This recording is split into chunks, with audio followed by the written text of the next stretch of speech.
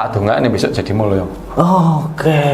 Terus dadi yo apa namanya mengharumkan nama bangsa. Oke. Ya itulah. Di samping juga sholat tahajud. Oke. Itu. Jadi dengan itu alhamdulillah ya saya 7 anak itu saudara saya itu jadi semua ya. Datang bapak saya ya beritahu kena pendaftaran pegawai Pemda daftaro yang Jawa Timur. Saya akhirnya suruh pulang. Sebenarnya saya tidak mau, tapi kakak saya begitu sore datang tuh saya nunggu 1 hari itu saya nggak mau pulang, direh-reh bapak saya.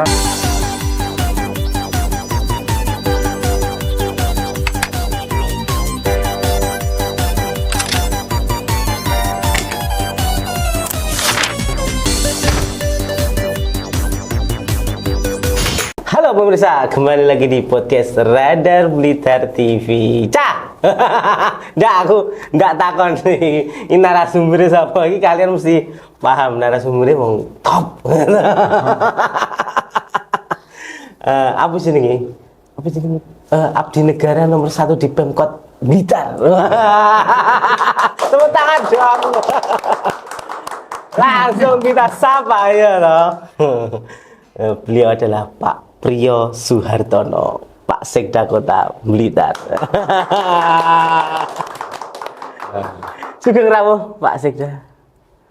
Matur suwun. Assalamualaikum warahmatullahi wabarakatuh. Selamat pagi, salam sehat selalu. Siap. Pak Sek, sehat? Alhamdulillah. Alhamdulillah. Mas Anggi dan teman-teman juga sehat semua. Alhamdulillah.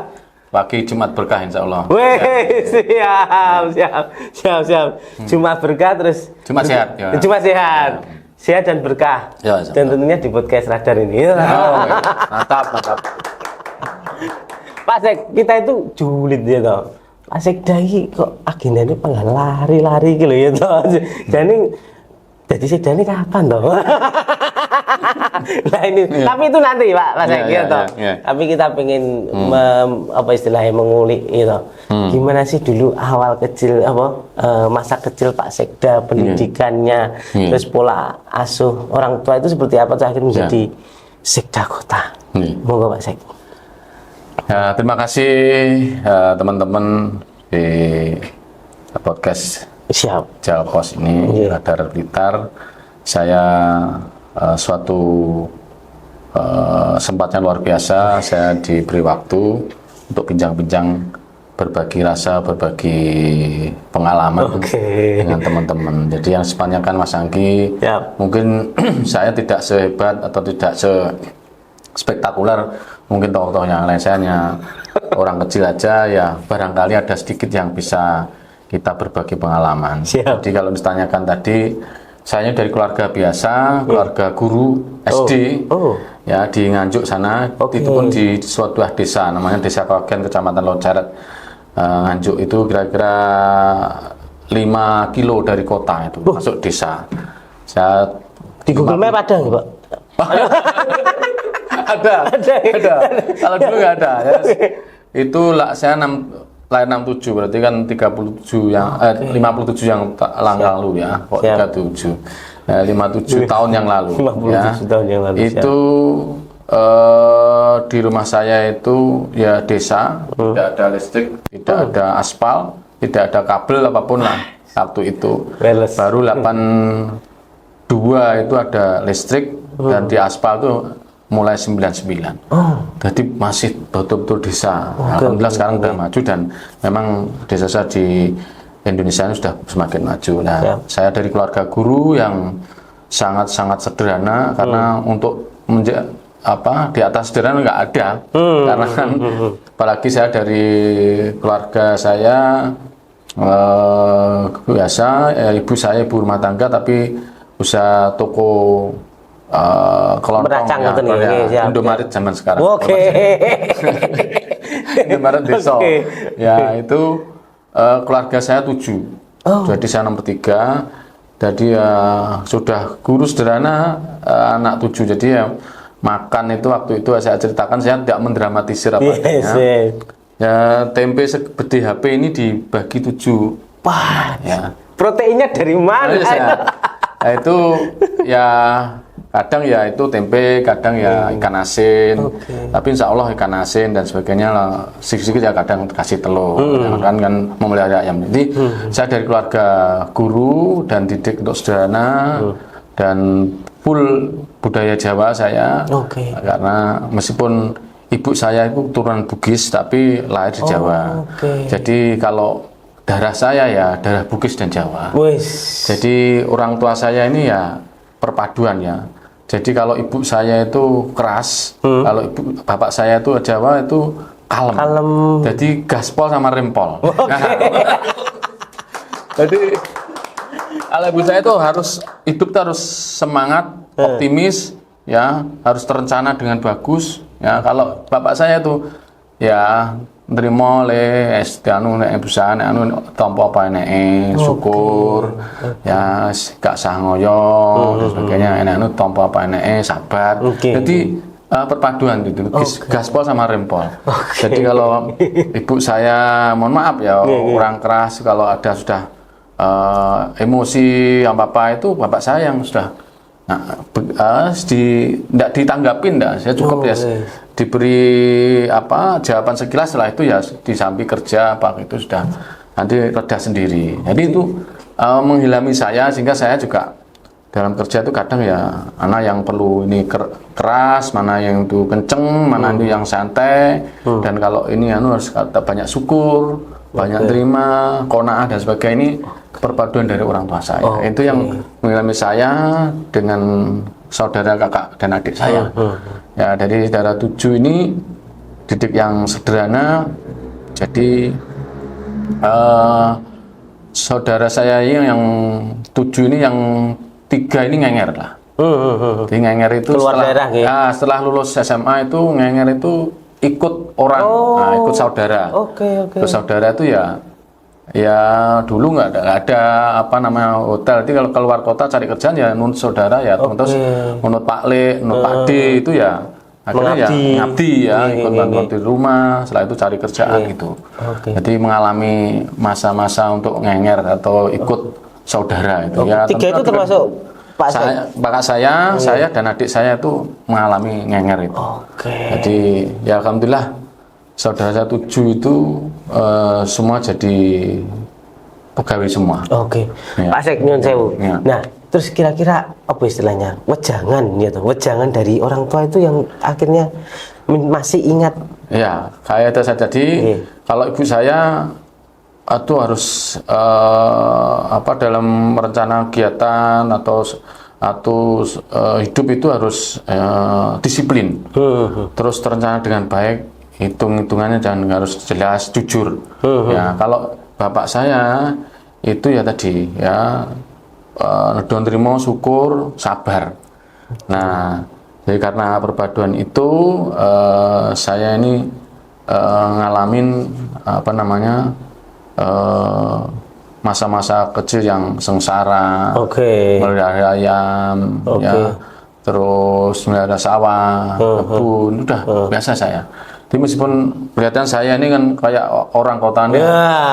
Saya padahal dulu masa kecilnya juga di sawah sudah. Ngarit. Saya ngarit ngalami, tapi bukan ngarit langsung saya, tapi bantu. Tapi di sawah itu ya ikut mupuk, ikut cari tukang pekerja, ikut bantuan, itu biasa. Dan melihara ayam telur dulu, ibu saya itu ya sekitar nggak banyak, sekitar 2.000 ayam itu ya makani sendiri, beri makan sendiri itu sudah. Jadi tahu sengsara, dan ibu saya toko kecil itu kan juga ikut cari dagangan, cari untuk yang dijual apa dan sebagainya itu. Jadi merasakan itu susahnya cari uang. Sehingga menempa saya untuk hidup itu harus survive. Ya, bagaimana kita bisa survive itu bisa hidup, bisa menyesuaikan dimanapun berada ya. Di saat sulit, di saat senang harus bisa ya. Pokoknya prinsip bapak saya itu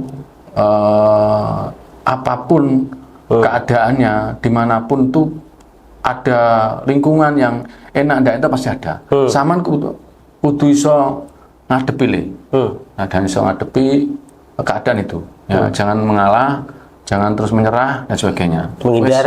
Menghindar jangan. Jadi hidup tidak ada masalah, tapi jangan lari dari masalah, tapi bagaimana ada masalah dengan sabar, tekun, dan itu prinsipnya Bapak. Sehingga dimanapun berada kamu harus bisa ngomong. Ya, makanya kalau bahasa Indonesia di mama bumi dipinjak, itulah langit dijunjung. Jadi itu jadi harus bisa menyesuaikan keadaan manapun. Siap Pak Sek.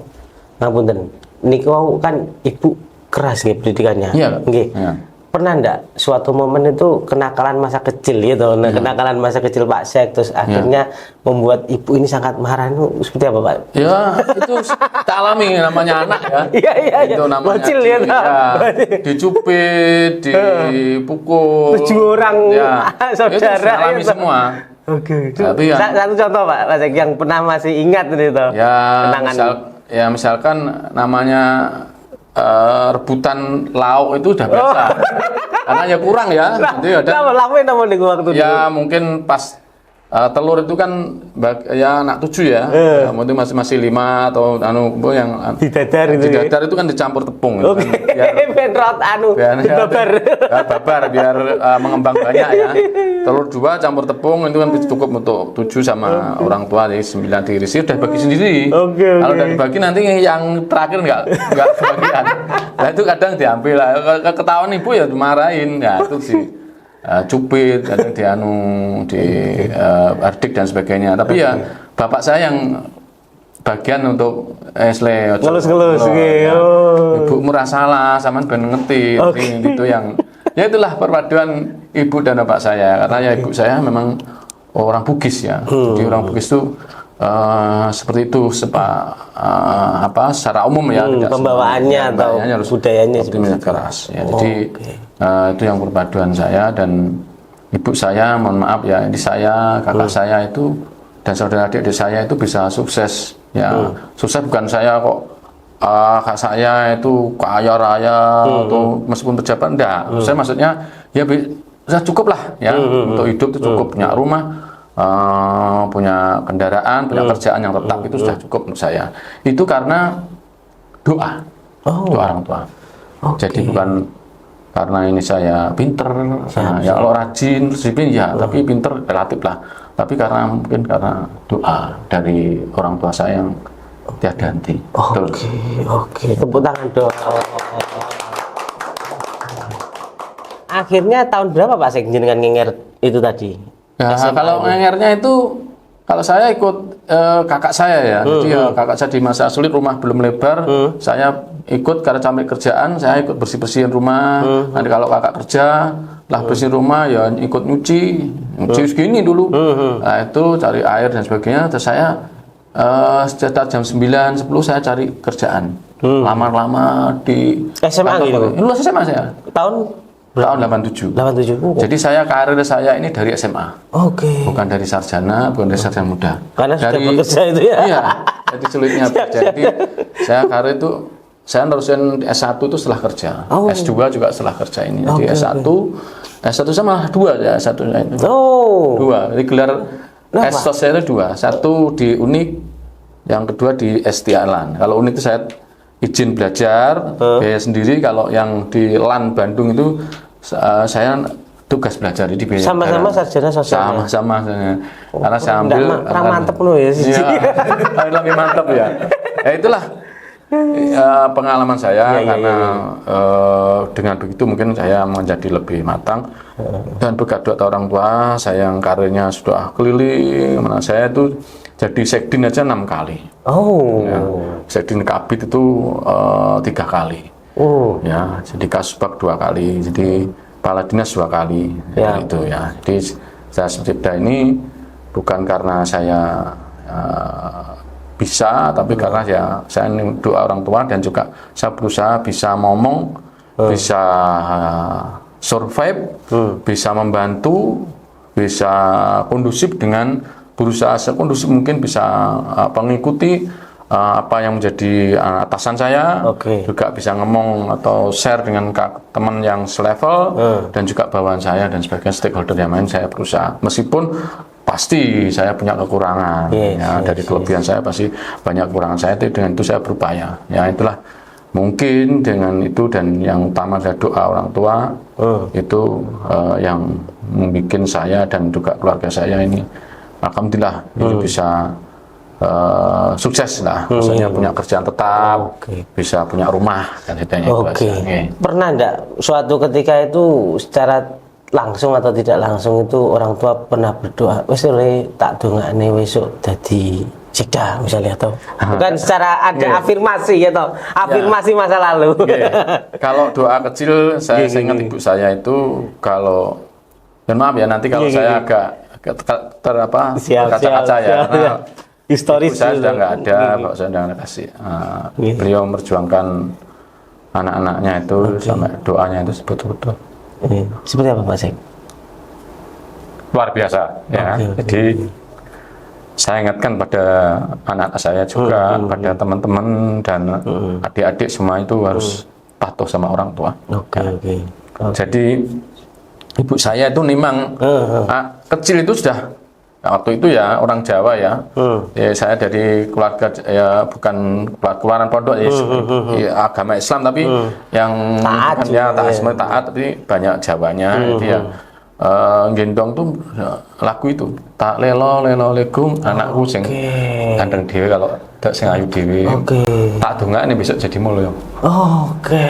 Terus dadi yo apa namanya mengharumkan nama bangsa. Ya itulah. Di samping juga sholat tahajud. Itu. Jadi dengan itu alhamdulillah ya. Saya 7 anak itu, saudara saya itu jadi semua, ya, jadi jabat, jadi pegawai negeri semua dan ya cukup lah. Kakak saya yang pertama itu juga dari SMA itu bisa jadi sekjen kementerian. Jadi sudah karir yang top. Ya. Memang doa orang tua itu. Ya itu jadi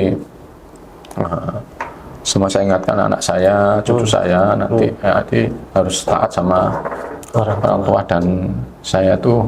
Ya itu, saya juga mudah-mudahan bisa jadi orang tua seperti bapak ibu saya. Ya, tepuk tangan.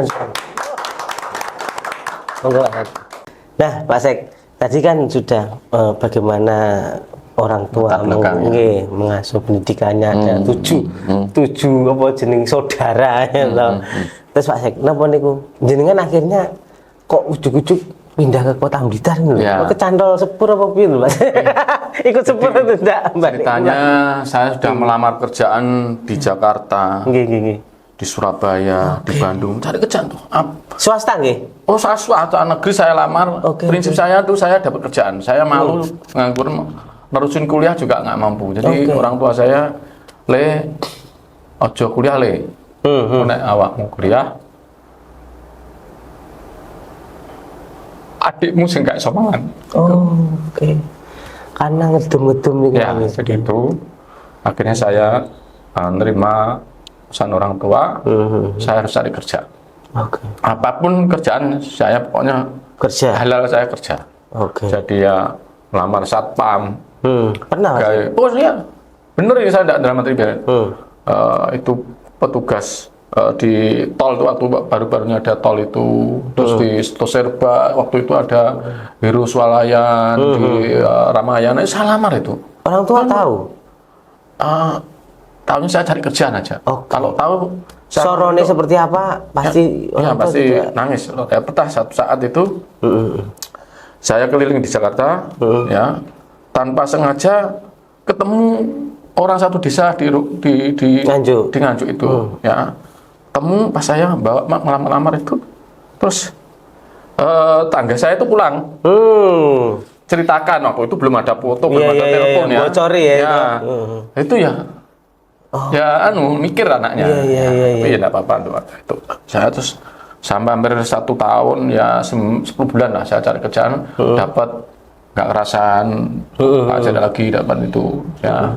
Itu akhirnya saya diberitahu bapak saya, bukan diberitahu, diparani. Itu tuh belum ada telepon, belum ada surat. Jadi bapak saya tuh nyusul saya naik kereta ke Jakarta. Bayangin. Dan tidak ada lokasinya di mana, Google Map belum ada. Belum ada ya, tapi dikasih alamat. Akhirnya orang tua saya nyampe ke rumah saya, ngenger kakak saya. Kakak saya rumahnya masih ya sebesar bis Bagong itu.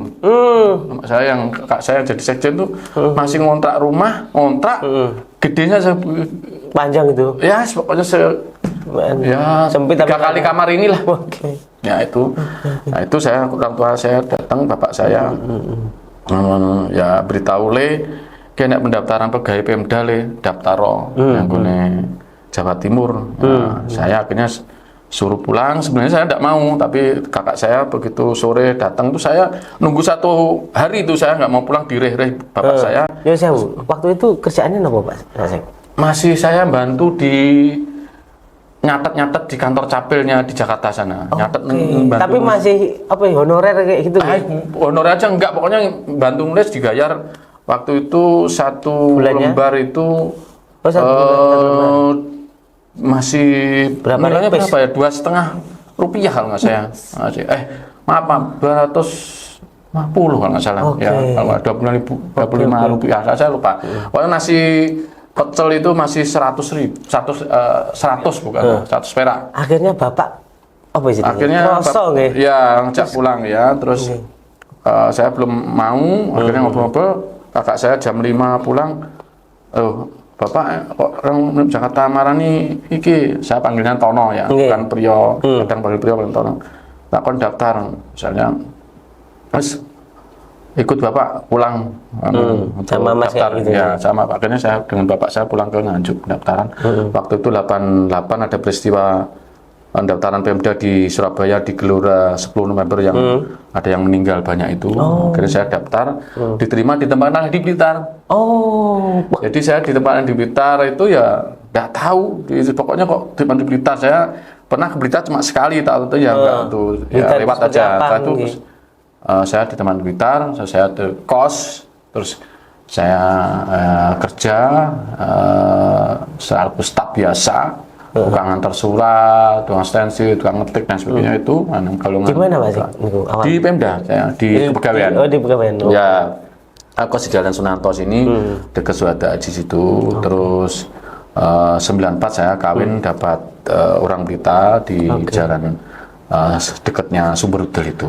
Ya itulah perjalanan saya mulai setap saya ditempatkan di Blitar. Ya, sama kerja di Blitar cuma dongane bapak saya masa wis lewe dadi pegawai alhamdulillah ngelinge awakmu ngono wis tompon to aja sampe ngecewakne apa pimpinanmu aja sing apik ya tak dongakne iso donga saya bapak saya cuma gongko dadi camat cuma gitu aja. Bapak saya ya, jadi afirmasinya sangat kuat. Seandainya waktu itu jenengan mboten nderek kondur. Ya. Kalau saya enggak ikut pulang kiranya enggak jadi seperti ini. Jadi saya tuh kalau sekarang tuh ada acara lihat ke mall ada pegawai karyawan tuh saya tuh jadi itu sudah bersyukur. Jadi karyawan mall sudah bersyukur. Ada tukang hotel, ada orang tukang bersihin hotel itu saya jadi dulu saya dapat kerjaan tuh saya bersyukur. Bang beri saya pokoknya daripada nganggur saya malu. Saya harus dapat kerjaan karena orang tua saya belum kuat bayar kuliah, jadi saya harus kerja dan nanti kuliah saya bisa kuliah sendiri gitu. Itu saya. Artinya nasihat orang tua walaupun menyakitkan apapun itu tetap harus kita turuti. Ya, jadi sabda orang tua itu sabda ilahi. Pertama ibu. Ya. Siap. Tangan dong. Pak Priyo. Awalnya jadi tukang nyatet di kepegawaian gitu. Terus nanti ada berapa kali menjadi sekdin itu, berapa kali menjadi kabin, menjadi kasubag. Cerita dong Pak. Jalanan karir gitu. Jadi hari saya inginnya pokoknya saya itu kerja itu harus bagaimana membuat pimpinan kita, teman kita itu senang dengan kita, senang dalam kerjaan kita, bisa membantu, bisa contoh satu kecil aja bukan masalah kerjaan, satu omongan aja itu kalau kita sekali misalkan mbak mengenakan minta ya jajak kerja gimana minta berkas, waduh nggak itu pasti dia akan membekas dan akhirnya tercerita wah jangan tanya itu nanti orangnya marah nggak dikasih sudah cari yang lagi. Nah, itu saya hindari itu. Nah, prinsip orang tua itu bapak saya kalau pesen itu termasuk juga orang-orang sekitar saya waktu pesen itu, kalau kerja itu ya dimanapun itu kalau kerjaan insya Allah iso dikerjakan sangel ya. Jongko dengan cara kerjasama, lihat arsipnya, lihat anunya, pakai aturannya, insya Allah sangel iso digulai.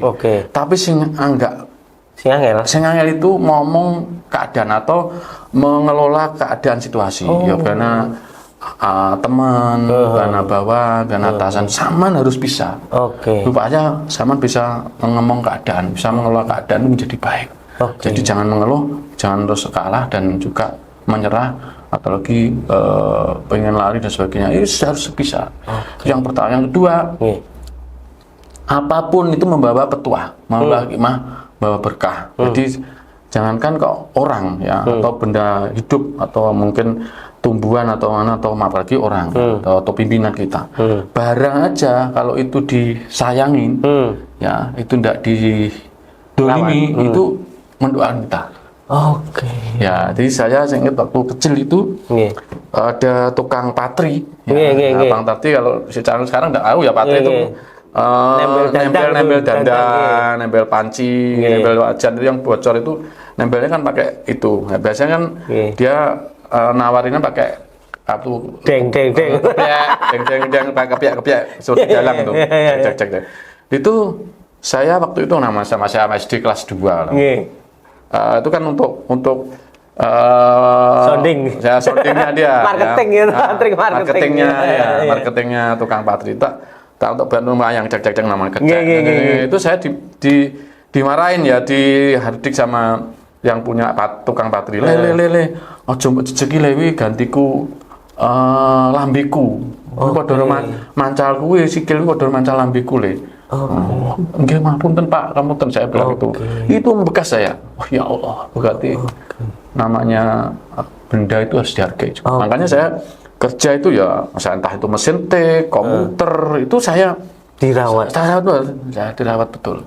Ya, meja itu saya lapi kalau kerja itu, jadi supaya itu membawa petuah saya, bisa yang baik. Jadi jangan buang yang sia-sia kertas itu, ya jangan dikit buang. Pokoknya yang waktu membahas itu saya hindari juga. Jadi itu juga dua bekal itu, saya bekal untuk kerja mulai staf sampai sanjabat itu saya jadi iklan saya itu.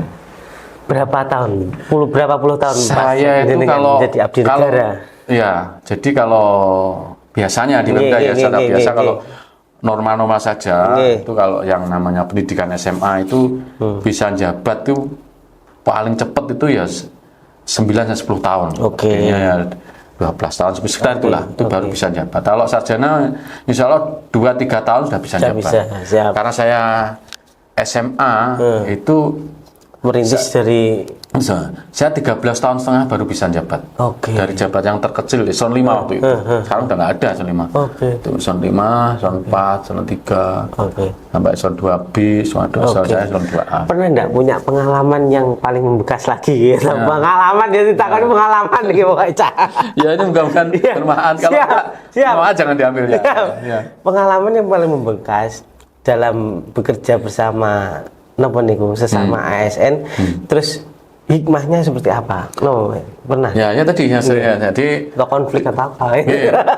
Di kantor itu seperti itu pasti ada yang tidak ada semua itu sempurna. Mulus enggak boleh. Ada. Di kantor itu pasti ada yang mohon maaf.